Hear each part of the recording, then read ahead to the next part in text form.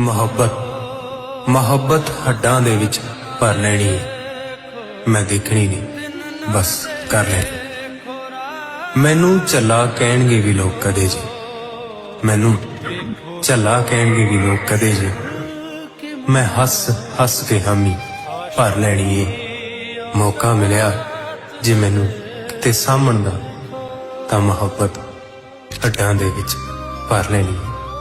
ਮੈਂ ਦੇਖਣੀ ਨਹੀਂ, ਬਸ ਕਰ ਲੈਣੀ ਏ।